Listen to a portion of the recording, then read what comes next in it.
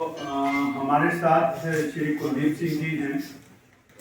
So he is been with us for last almost 8 years now. 2015 में हम लोगों ने इनका बाईपास ऑपरेशन कराया था और इनका माइट्रल वैल्व तब रिप्लेस किया गया था।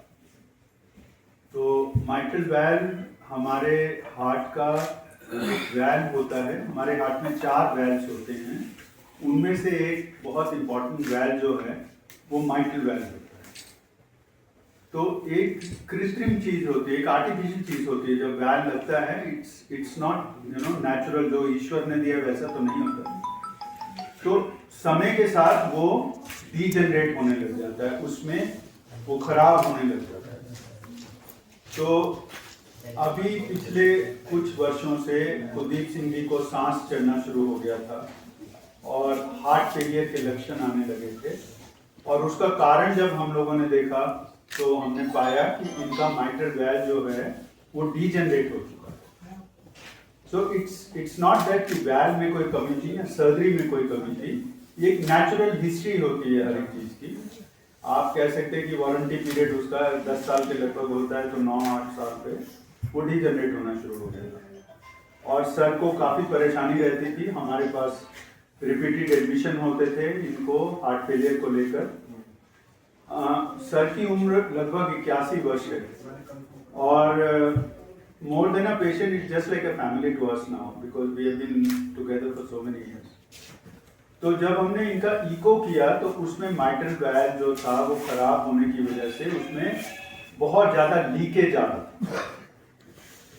तो सिंपल सोल्यूशन तो यही है कि अगर वैल्व खराब हो गया तो दोबारा से बाईपास सर्जरी करिए और उसको नया लगा दीजिए, फिर 10 साल चल जाएंगे। पर आप सर को देख रहे हैं और उनकी आयु देख रहे हैं 81 years। Bypass surgery is not a joke, it's a very complex surgery. और अगर हम बाईपास सर्जरी दोबारा कराना चाहते हैं तो वो बहुत ही कॉम्प्लेक्स हो जाती है और बहुत ही सीरियस होती है। इनफैक्ट कई बार डॉक्टर भी चाहता है कि दोबारा से सर्जरी ना करनी पड़े।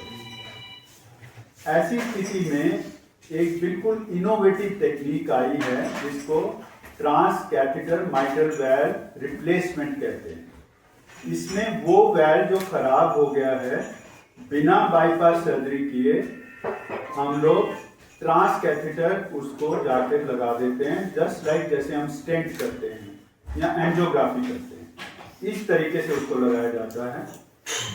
काफ़ी इसके लिए हमको मेहनत करनी पड़ी। सर आर्मी से हैं and he is been a distinguished soldier as well. तो हम लोगों ने बहुत उसमें पेपर सब किए। अल्टीमेटली हमको अप्रूवल मिल गया अथॉरिटीज का। और अप्रूवल मैं आपको ये बता दूं कि ऐसा नहीं होता कि मैंने चिट्ठी लिखी और अप्रूवल हो गया, क्योंकि एक महंगा प्रोसीजर है। इसके लिए कई स्टेजेस पे वो एप्लीकेशन जाती है और उन स्टेजेस के बाद अल्टीमेटली सर का अप्रूवल हो गया। उससे पहले सर हमारे पास हार्ट फेलियर के लिए एडमिटेड थे।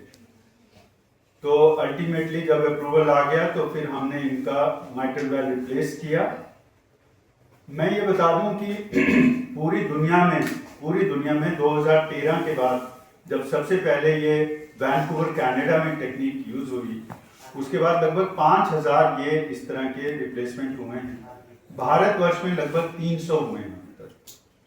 और नॉर्थ इंडिया में ये दिल्ली में ऑफ कोर्स एस्कॉट जो कि हमारा सिस्टर हॉस्पिटल है वहाँ पर होते हैं, तो दिल्ली के ऊपर ये नॉर्थ इंडिया में पहला है जो कि हम लोगों ने यहाँ पर किया। तो इसमें क्या होता है कि जो ग्रॉइन होता है हमारा, ग्रॉइन के जरिए हम लोग एक कैथेटर को लेके जाते हैं और हार्ट के उस वैल्व तक पहुंचते हैं जो कि खराब है। वहां पर जाकर ऐसी विधि होती है कि नया वैल्व वहां पे लग सके। जो पुराना डिजेनरेटिव वैल्व है वो एक तरीके से वहां पे एंकर का काम करता है, क्योंकि नया वैल्व आप सीधा लगाएंगे तो वो कई बार फिसल सकता है, पर जो पुराना वैल्व वहां पे लगा हुआ है वो एंकर का काम करता है और वहां पे नया वैल्व जाके चिपक जाता है। और वहां पे कई हीमोडायनेमिक पैरामीटर्स होते हैं जिनके जरिए हमने देखा कि जैसे ही वैल्व लगा सर के लीकेज उसी समय खत्म होगी। लाइक इट वाज लाइक आपने बिजली का स्विच ऑन किया और ऑफ किया और लाइट आ गई और लाइट चले गई। तो it was such a gratifying result. इनके ब्लड प्रेशर एकदम से जो 80-90 चल रहा था एकदम से बढ़ गया, सैचुरेशन इंप्रूव हो गई। और अगले दिन जब पेशेंट को हमने वेंटिलेटर से बाहर निकाला, ही वाज ऑलराइट और आज आपके सामने बैठे हैं। अभी मैं इसके बारे में और भी बताऊंगा, अगर आपके कोई टेक्निकल एस्पेक्ट्स हैं उनके बारे में भी डिस्कस करेंगे। बट मैं क्या कहता हूं कि let's hear from sir himself who has undergone this procedure, और वो एक कुछ आपके वो बताना चाहेंगे। दसो सर तुसी अंग्रेजी, हिंदी, इंग्लिश, पंजाबी जित मर्जी तुसी कर सकते। 81 पूरे हो गए ने, 82 में चल नवी जी का खालसा श्री वाहिगुरू जी की फतेह। मैं ex-serviceman Kuldeep Singh, retired from Indian air force, referred from ECHS Moga. सब तो पहला मैं अपने मेरे सारे परिवार वालों फोर्टिस हॉस्पिटल के डॉक्टर साहबान का शुक्रिया अदा करता हाँ, जिन्होंने मैनू ਤੁਹਾਡੇ ਨਾਲ ਕੁਝ ਦਿਲ ਦੀਆਂ ਗੱਲਾਂ ਕਰਨ ਦਾ ਅਵਸਰ ਦਿੱਤਾ। दूसरे नंबर पे मैं श्री डॉक्टर अरुण कोचर साहब का दिलों धन्यवादी हाँ, जिन्होंने मैनू मरीज नहीं बल्कि छोटा भरा समझ के मौत के मुँह विचों बचाया है। तकरीबन 10 साल पहला मेरी इस डॉक्टर साहब ने सर्जरी ते वैलव का ऑपरेशन किया सी।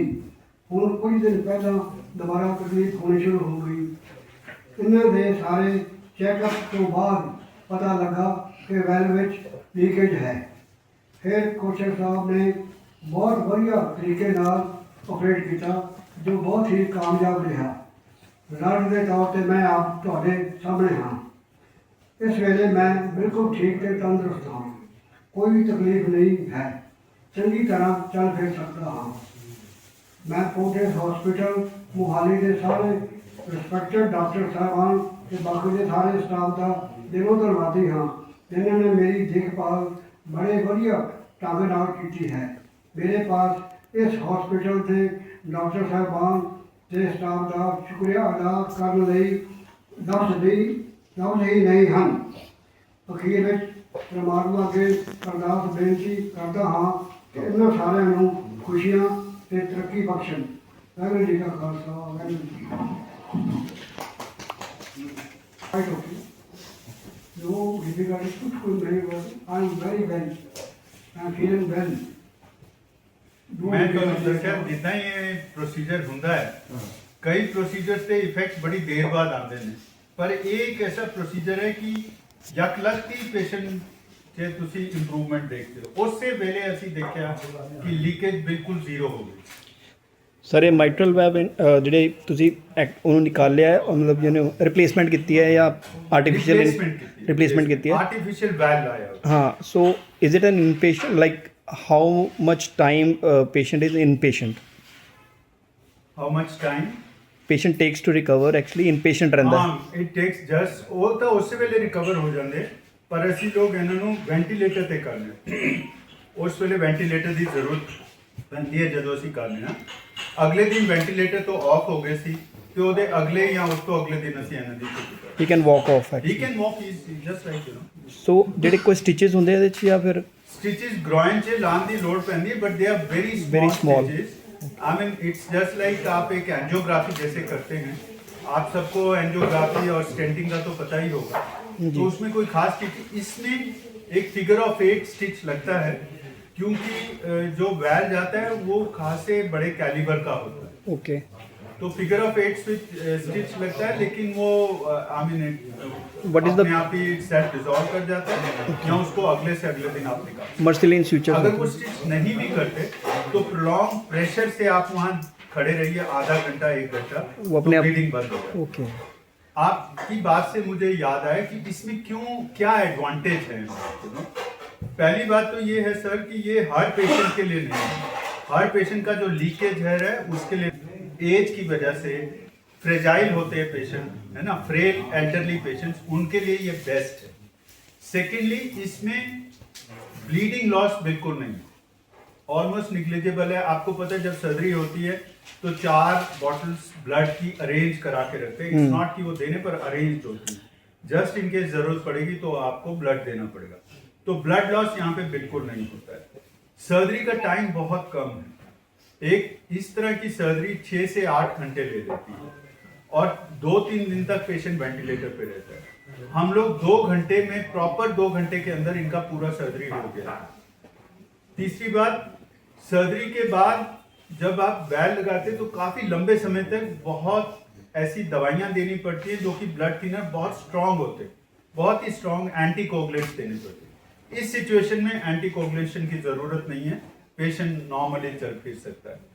अर्ली डिस्चार्ज होता है, पेशेंट का डिस्चार्ज जो है तुरंत हो जाता है, लाइक दूसरे तीसरे दिन आप छुट्टी कर सकते हैं। वैल सर्जरी में 8 दिन तो आप मिनिमम लेके चलिए कि पेशेंट वहां पर रहेगा। रिपीटेड उसके बाद जो रिकरेंट हॉस्पिटल एडमिशंस हैं वो भी कम हो जाते हैं। आपके सामने पेशेंट है, is doing well. So it's not for everyone but selected few जो सर की प्रॉब्लम थी उसके लिए ideal situation. At the same time मैं ये कहना चाहूंगा कि टेक्नोलॉजी बहुत तेजी से बढ़ रही है। हो सकता है कि अगले 10 वर्षों में सभी पेशेंट जिनका लीकेज है उसको इस तरीके से हम लोग ट्रीट करने को लिए। तो टेक्नोलॉजी का जो एडवांसमेंट है वो बहुत ही रैपिड है और ये एक तरह से we can say that we are at level 1 at the moment.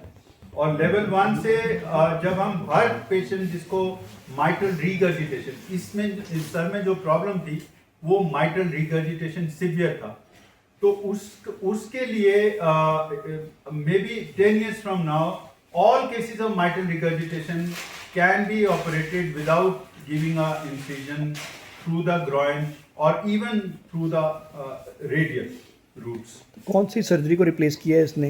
उसका नाम बाईपास सर्जरी, बाईपास mitral को valve replacement, जो कि बाईपास सर्जरी की मदद से किया जाता है। तो उसमें रिकवरी टाइम ज़्यादा था।